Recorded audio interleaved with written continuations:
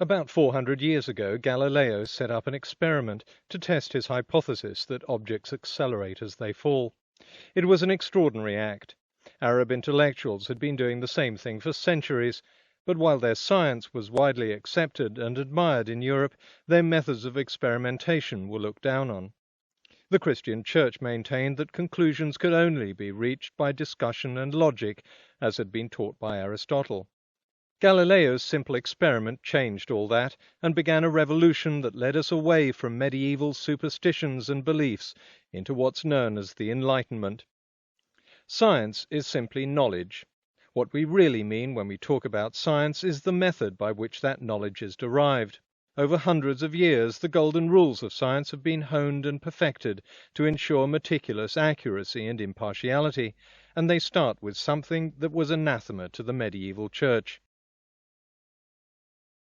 Evidence, in its most basic form, is an observation. So this rule means that a conclusion has to be based on observations. This isn't only the basis of the scientific method, it's the basis of our entire legal system. No court of law starts with a conclusion that a suspect is guilty or innocent, then passes sentence, and then later hears the evidence to confirm the infallibility of its verdict. The other ground rules for scientific research may sound equally obvious. See how many of them are also applied in courts of law.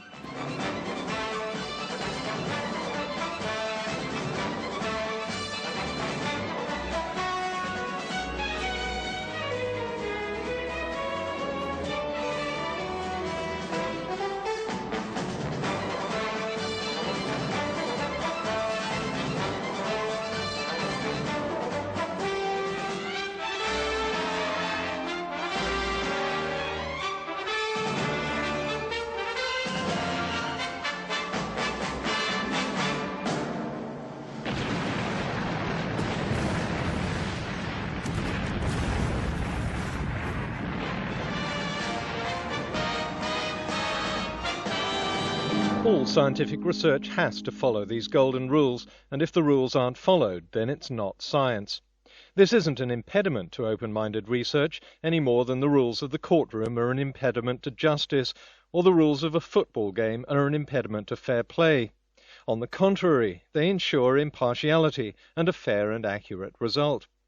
So if we all agree that these rules are fair, then let's go on to the next step, which I'll call the scientific procedure. Let's follow a budding young scientist called Jane. She reads research reports and data about a mysterious natural phenomenon. Suddenly she gets a hunch as to its nature. In scientific parlance, she has a hypothesis. To see if her hypothesis is right, Jane makes a prediction about what should happen with this natural phenomenon under certain circumstances. Now comes her first hurdle. For 3 years, Jane has to perform experiments, take measurements, and collect data as she tests her hypothesis, all the time meticulously following the golden rules of the scientific method. When the research project is over, Jane might discover that her prediction is wrong and have to change the hypothesis and start all over again.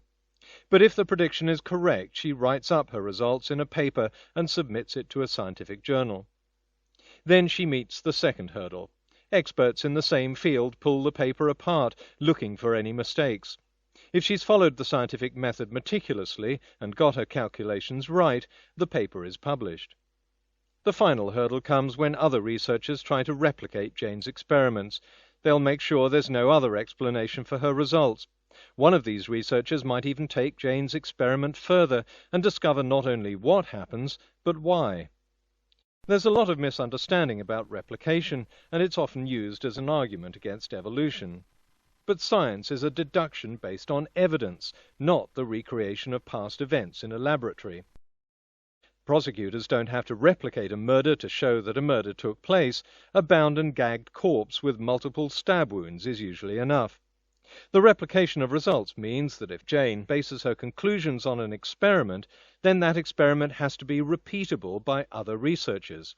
If she bases it on something she's observed, they have to be able to observe it too. If she claims to have rubbed an oil lamp and seen a genie rising out of it, then her result will be invalid if other researchers can't do the same. It's no use Jane explaining that the genie will only come out again 1,000 years from now. There's simply no way of falsifying that claim.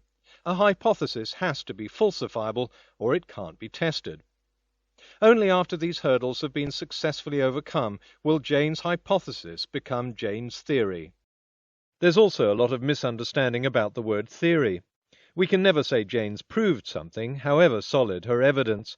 Proof is a mathematical term. A theory is an explanation that's consistent with all the observable evidence, and every new piece of evidence has to be consistent with the theory.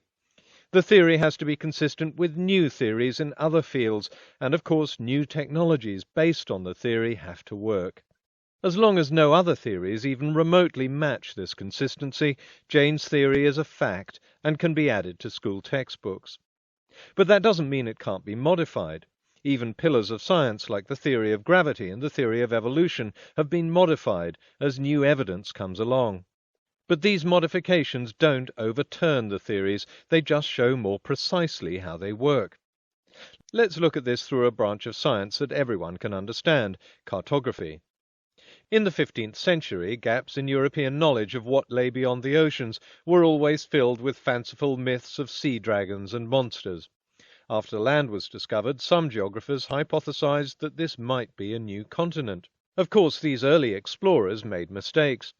In the early days of any field of science, the evidence is sparse and technology is inaccurate. But as the amount of evidence increases and measurements become more precise, we move towards increasing certainty. Just because there are some errors doesn't mean we have to scrap our continent theory and go back to believing in sea dragons and monsters. On the contrary, each correction makes us more certain about the shape and character of the continent. So the scientific method doesn't guarantee that mistakes won't be made, but it does guarantee they'll be corrected. Let's say Jane has an evil twin brother, John, who has a hypothesis in a different field of science. Unlike Jane, John's sloppy and his data is faulty. If that's the case, it's unlikely he'll get past the second hurdle of peer review, and his paper would be rejected. So let's say he fakes his results to make it seem as though his hypothesis was correct. Based on his fake data, John's fraudulent paper is published. There you go, proof that the scientific method doesn't work. But then other researchers can't replicate his results. New evidence isn't consistent with John's hypothesis. Over time, the hypothesis doesn't fit, and John's fake results become a puzzling anomaly. Increasingly, they're marginalized and ignored. Then a different hypothesis is suggested by another researcher, and that is successfully tested. That does fit all the evidence, and it leads to technology that works. Whether other researchers think John cheated or just got things wrong doesn't matter. Over time, bad science will always be found out because it won't be consistent. It'll be impossible to make it fit. So the scientific procedure is a kind of screening process. It ensures that whatever children learn in science class has been thoroughly tested, verified, and supported by evidence. It also has one compelling virtue. It works. All of the technology around you, from your computer screen to the plastic in your chair to the vitamin tablets you might be taking, owe their existence to the scientific method.